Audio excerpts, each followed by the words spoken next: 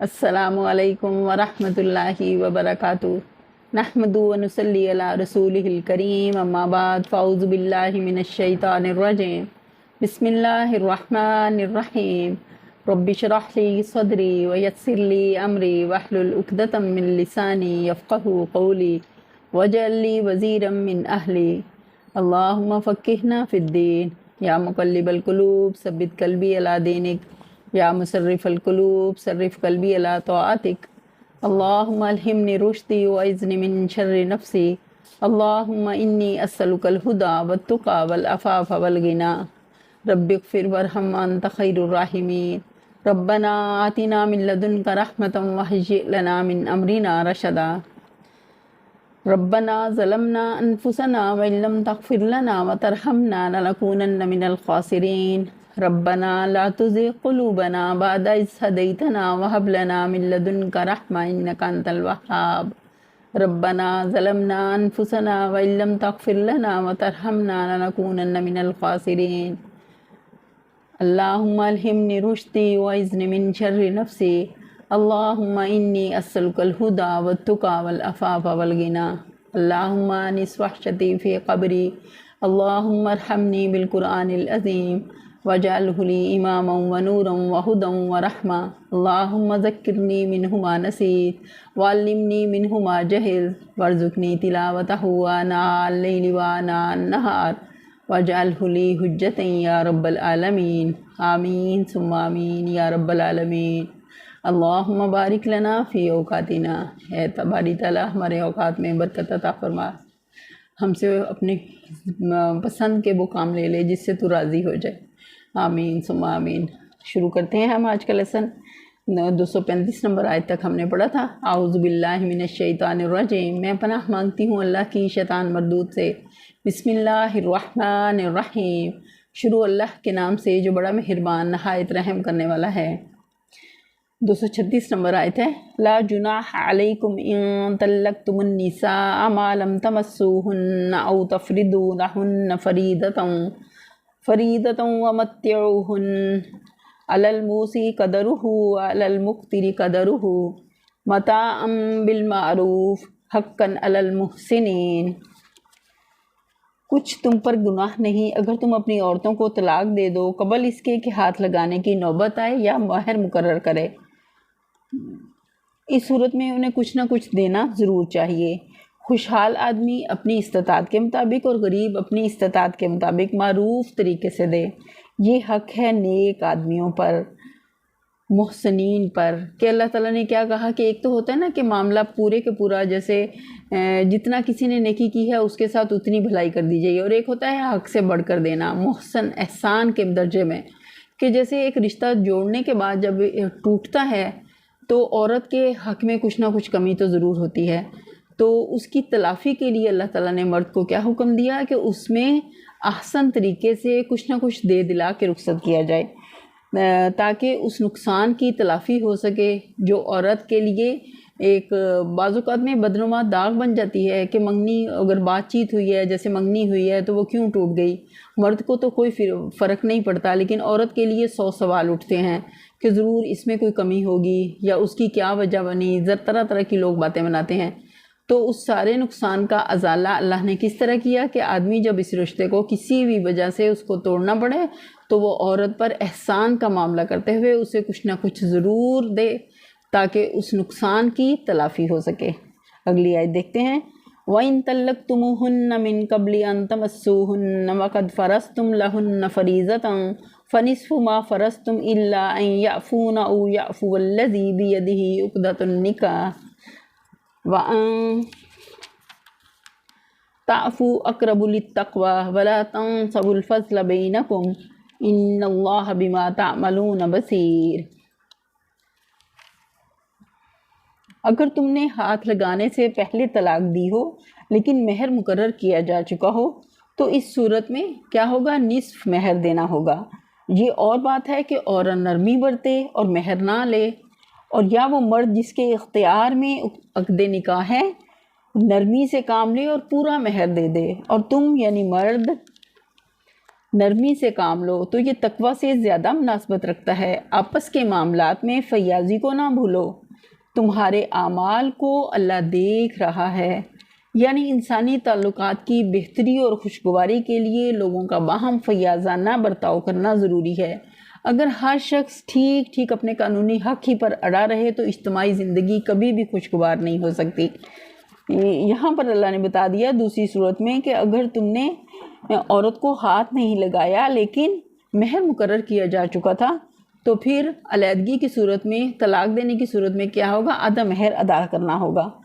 تو اس میں دو صورتیں رکھیں کہ یہ بھی ہو سکتا ہے کہ عورت نرمی کرے اور مہر نہ لے، اور مرد کے لیے صورت رکھی کہ اگر وہ احسان کا معاملہ کرے اور پورے کا پورا مہر دے دے خوش دلی کے ساتھ، تاکہ عورت کے اس نقصان کی تلافی ہو سکے۔ تو یہ زیادہ احسن ہے اور خوشگوار تعلقات کے لیے، باہمی تعلقات کے لیے زیادہ درست ہے۔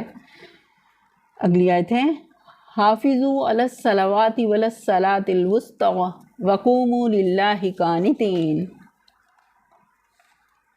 اپنی نمازوں کی نگہداشت رکھو، خصوصاً ایسی نماز کی جو محاسن صلاۃ کی جامع ہو۔ اللہ کے آگے اس طرح کھڑے ہو جیسے فرما بردار غلام کھڑے ہوتے ہیں۔ قوانین تمدن و معاشرت بیان کرنے کے بعد اللہ تعالیٰ اس تقریر کو نماز کی تاکید پر ختم فرماتا ہے، کیونکہ نماز ہی وہ چیز ہے جو انسان کے اندر خدا کا خوف، نیکی و پاکیزگی کے جذبات اور احکام الہی کی اطاعت کا مادہ پیدا کرتی ہے اور اسے راستے پر قائم رکھتی ہے۔ یہ چیز نہ تو انسان کبھی الہی قوانین کی پابندی پر ثابت قدم نہیں رہ سکتا، یہ چیز نہ ہو تو انسان کبھی بھی الہی قوانین کی پابندی پر ثابت قدم نہیں رہ سکتا، اور آخرکار اسی نافرمانی کی راہ میں بہہ نکلتا ہے جس پر یہودی بہہ نکلے۔ آگے جو ہے صلاۃ الوسطی، درمیانی نماز، اس سے مراد عصر کی نماز ہے۔ جنگ احزاب کے موقع پر نبی صلی اللہ علیہ وسلم کو مشرکین کے حملے نے اس قدر مشغول رکھا کہ سورج ڈوبنے کو آ گیا، نماز عصر پڑھ نہ سکے۔ اس وقت آپ صلی اللہ علیہ وسلم نے فرمایا کہ خدا ان لوگوں کی قبریں اور ان کے گھروں کو آگ سے بھر دے، انہوں نے ہماری صلاۃ وسطی فوت کرا دی۔ اس سے یہ سمجھا گیا ہے کہ آپ نے نماز عصر کو صلاۃ وسطی فرمایا ہے۔ اور یہ بھی ہمیں پتہ چلتا ہے کہ فجر اور عصر کی نماز میں فرشتوں کی ڈیوٹیاں تبدیل ہوتی ہیں۔ جو فجر کے وقت میں فرشتے آتے ہیں وہ عصر میں واپس لوٹ جاتے ہیں، اور عصر میں وہ جو فرشتے آتے ہیں وہ فجر کے وقت میں لوٹتے ہیں۔ تو جب بھی اللہ کے پاس وہ حاضر ہوتے ہیں، اللہ تعالیٰ ان سے سوال کرتے ہیں کہ میرے بندے کو تم نے کس حال میں چھوڑا؟ جو نماز پڑھ رہا ہوتا ہے اور وہ جا کے اللہ کے پاس اس کی شہادت دیتا ہے کہ اللہ میں جب اس کے پاس گیا تو وہ نماز پڑھ رہا تھا، جب میں نے اس کو چھوڑا تو وہ نماز پڑھ رہا تھا۔ تو یہ گواہیاں انسان کے حق میں نوٹ ہوتی ہیں۔ تو اللہ ہمارے حق میں بھی ایسی گواہیاں ضرور نوٹ کرا رہے کہ جب بھی فرشتے ہمارے پاس سے جائیں، ہم اس وقت میں ہماری مشغولیت نماز کا پڑھنا ہو۔ ہم کوشش کریں نماز کو اولین وقت میں ادا کریں، کہ جیسے اللہ کا وعدہ ہے کہ قرآن پاک کی آیت ہے نا، سورہ نساء میں آتی ہے ان الصلاۃ کانت علی المؤمنین کتابا موقوتا، کہ نماز مومنین پر اس کے اوقات میں فرض ہے، کہ جس نے اول وقت میں کوشش کریں کہ سب سے افضل نیکی کیا ہے۔ جب نبی صلی اللہ علیہ وسلم سے پوچھا گیا تو انہوں نے کہا اول وقت کی نماز، کہ اس کے لیے اللہ کا وعدہ ہے کہ اس کو ضرور بخش دے گا، اور جو بعد میں آخر والے ٹائم میں پڑھتا ہے یا درمیان والے ٹائم میں پڑھتا ہے تو پھر اللہ کی مرضی ہے، جو چاہے وہ معاملہ کرے، اللہ کے اختیار میں ہے۔ تو ہمیں اللہ کی مغفرت کو، اللہ کی بخشش کو، اللہ کی رحمت کو پانے کے لیے ضرور کوشش کرنی چاہیے کہ نماز کو اس کے اول وقت میں ادا کریں، تاکہ اللہ سے پورے کا پورا اجر لے سکیں۔ دیکھیں نماز کی حالت میں ہم اللہ کے لیے ہاتھ باندھ کے قیام میں کھڑے ہو جاتے ہیں جیسے اس نے ہمیں سکھایا۔ ہم کوئی ایسی حرکت نہیں کرتے جس سے نماز میں خلل ہو۔ سکون اور خشوع نماز کے رکن ہے، ہمیں اس کا لحاظ رکھنا ہوتا ہے۔ ہمیں کوئی ایسی حرکتیں نہیں کرنی چاہیے جس سے نماز میں خلل آئے، کہ جیسے بار بار دوپٹے کو درست کرنا۔ ہمیں پہلے ہی اپنے دوپٹے کو یا اپنے جو بھی سکارف ہم لیتے ہیں اس کو پہلے سے ایسے سیٹ کریں کہ ہمیں بار بار اس کو دوبارہ سیٹ کرنے کی نوبت نہ آئے، تاکہ ہماری نماز زیادہ سے زیادہ خشوع و خضوع کے ساتھ ادا ہو، اور ہم خالق کائنات اللہ رب العزت کے سامنے کھڑے ہوتے ہیں۔ ہم کوئی انسان بھی بیٹھا ہو تو کوئی ایسی نازیبا حرکت نہیں کرتے جو دوسروں کو دیکھنے میں معیوب لگے، تو کہاں اللہ کی ہستی کے سامنے کھڑے ہوئے ہم سے کچھ ایسا سرزد ہو جو اللہ کو پسند نہ ہو۔ تو اللہ تو ہمیں ایسی غلطیوں سے بھی جو لا علمی میں انسان سے ہو جاتی ہیں ان سے بچائے رکھنا، اور اپنی رحمت کے ساتھ ہمیں اپنے ان بندوں میں شامل کرنا جن پر تو اپنی رحمت کا وعدہ پورا کر چکا۔ اگلی آیت دیکھتے ہیں، فَإِنْ خِفْتُمْ فَرِجَالًا أَوْ رُكْبَانًا فَإِذَا أَمِنْتُمْ فَاذْكُرُوا اللَّهَ كَمَا عَلَّمَكُمْ مَا لَمْ تَكُونُوا تَعْلَمُونَ۔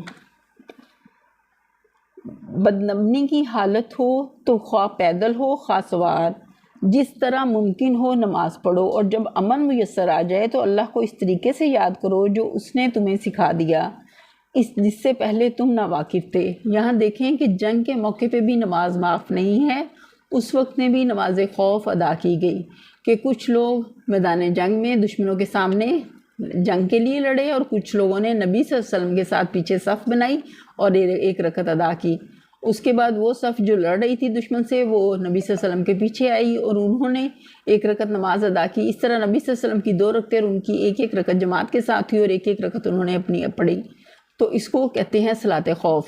جس طرح قصر نماز میں فرض نمازیں 2 رکعتیں ہو جاتی ہیں، اسی طرح خوف کی نماز میں بھی فرض نماز قصر کے ساتھ 2 رکعت ادا کی جاتی ہے، لیکن اس کے وقت میں ہی ادا ہوتی ہے کہ اللہ کو کثرت سے یاد کرنا انسان کو اندر سے قوت دیتا ہے، اس کی ہمت بتاتا ہے، اس میں لڑنے کی قوت آتی ہے۔ جہاد کی جتنی بڑی فضیلت ہے کہ اس کا ایک قطرہ خون کا زمین پر گرنے سے پہلے اللہ اس کے سارے گناہ بخش دیتے ہیں، سوائے ان گناہوں کے جیسے قرضہ ہے وہ معاف نہیں ہوتا، کہ جب تک انسان جس کا قرض دینا ہو وہ معاف نہ کرے۔ تو ہمیں اس بات کا خیال رکھنا ہے کہ جس طرح اللہ نے ہمیں سکھایا ہے ہم اسی طرح نماز پڑھیں، اور جب امن میسر ہو تو اللہ کو اس طریقے سے یاد کریں جو اس نے ہمیں سکھایا ہے، جس سے پہلے ہم ناواقف تھے۔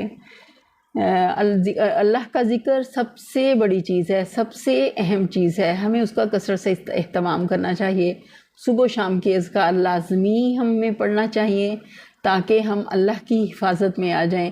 شیطان مردود سے وہ ہمارے لیے ایسا جیسے کہہ لیں ڈھال ہے کہ وہ ہم پر حملہ آور نہیں ہو سکتا۔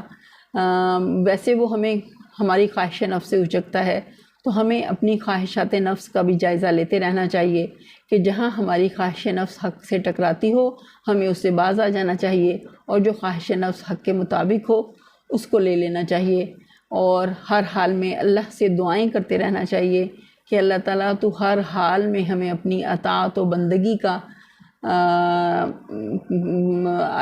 بندگی کے مطابق زندگی بسر کرنے کی توفیق عطا فرما، کہ ہم ہر حال میں تیرے اطاعت گزار بندے بن کر رہیں، اور کبھی بھی ہم سے کچھ ایسا نہ ہو جو اللہ تیری ناراضگی میں آتا ہو۔ اللہ تو ہمیں اپنی رحمت سے بچا لینا، آمین ثم آمین۔ اگلی آیت دیکھتے ہیں، والذین یتوفون منکم ویذرون ازواجا وصیۃ لازواجہم متاعا الی الحول غیر اخراج فإن خرجن فلا جناح علیکم فیما فعلن فی انفسہن من معروف واللہ عزیز حکیم۔ تم میں سے جو لوگ وفات پا جائیں اور پیچھے بیویاں چھوڑ جائیں، ان کو چاہیے کہ اپنی بیویوں کے حق میں یہ وصیت کر جائیں کہ 1 سال تک ان کو نہ نفقہ دیا جائے اور وہ گھر سے نہ نکالی جائیں۔ پھر اگر وہ خود نکل جائیں تو اپنی ذات کے معاملے میں معروف طریقے سے وہ جو بھی کریں، اس کی کوئی ذمہ داری تم پر نہیں۔ اللہ سب پر غالب اقتدار رکھنے والا اور حکیم و دانا ہے۔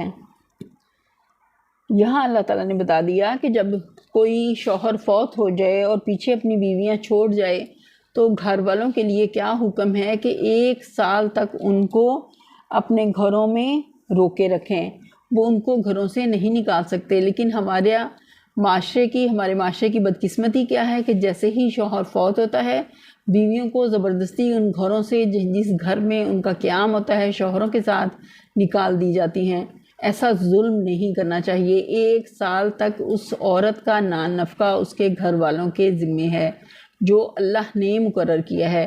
اس کے بعد وہ اپنی ذات کے معاملے میں جو فیصلہ کرنا چاہیں، جس سے نکاح کرنا چاہیں، تو اس میں پھر گھر والوں کو، سسرال والوں کو رکاوٹ نہیں بننا چاہیے کہ اس میں ایسے ہیلوں یا بہانوں سے کام لیں کہ اس کا نکاح کسی اور جگہ نہ ہو سکے، ایسا نہیں کرنا چاہیے، یہ ظلم ہے عورت کے اوپر بھی کہ وہ اپنی مرضی کے ساتھ جس کے ساتھ چاہے نکاح کر سکتی ہے، وہ آزاد ہے، وہ اپنی عدت پوری کرنے کے بعد جب چاہے اپنے لیے فیصلہ لے سکتی ہے، گھر والوں کو اس میں رکاوٹ نہیں بننا چاہیے۔ اگلی آیت ہے وَلِلْمُطَلَّقَاتِ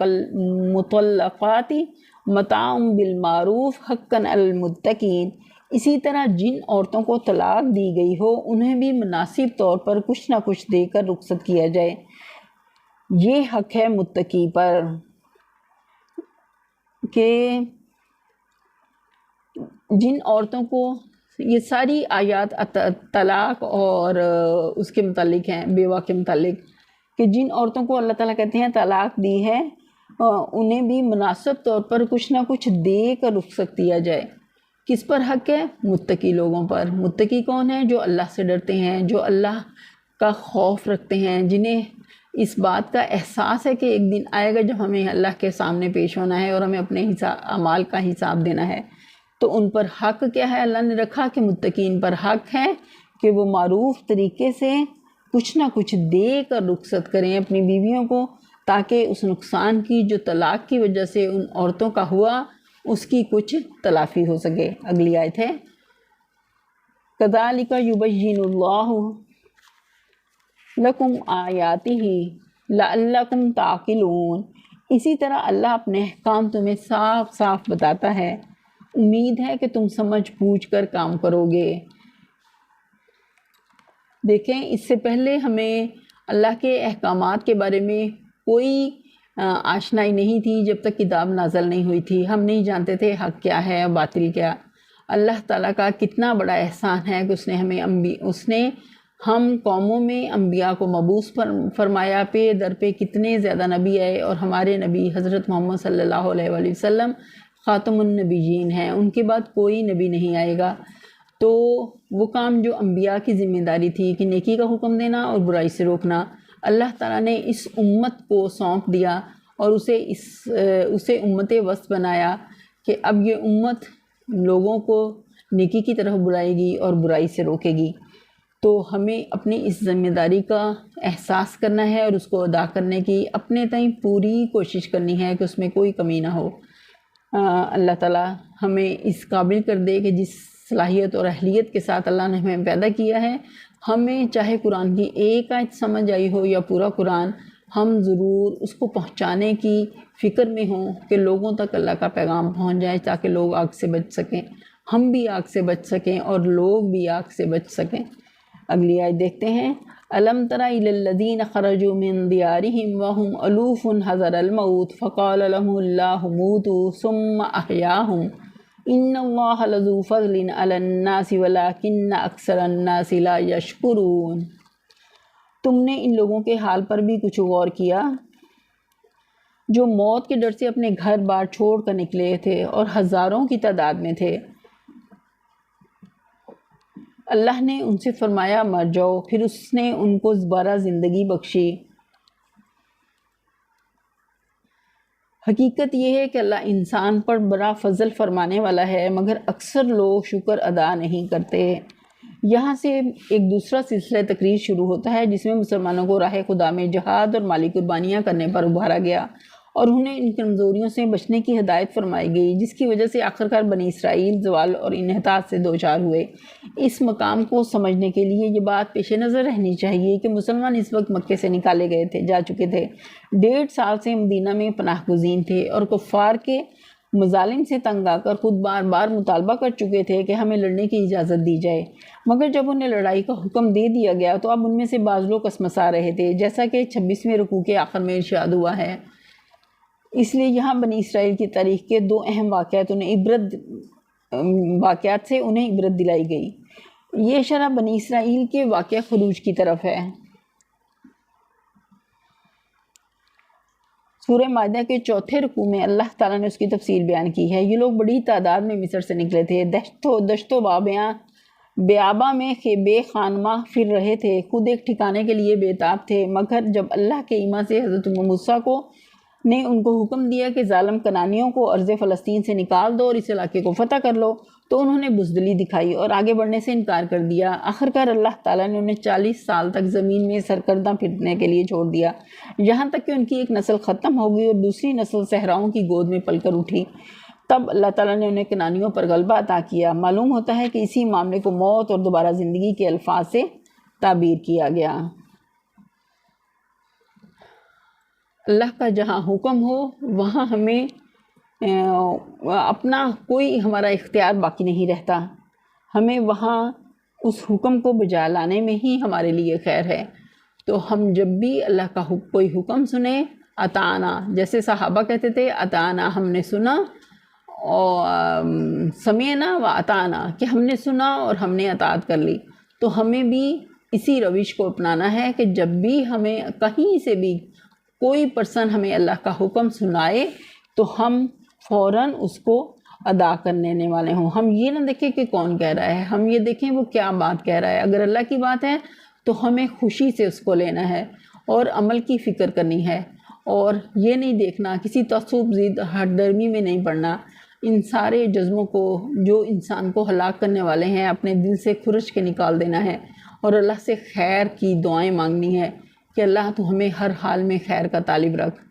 اے باری تعالیٰ، جو ہم نے قرآن میں سے سنا اور جو سمجھا، ہمیں اس پر عمل کرنے کی توفیق عطا فرما۔ یہیں پر ہم اپنے لیسن کا اختتام کرتے ہیں۔ سبحان ربک رب العزت عما یصفون وسلام علی المرسلین والحمد للہ رب العالمین۔ آمین ثم آمین، وآخر دعوانا ان الحمد للہ رب العالمین۔ السلام علیکم ورحمۃ اللہ وبرکاتہ۔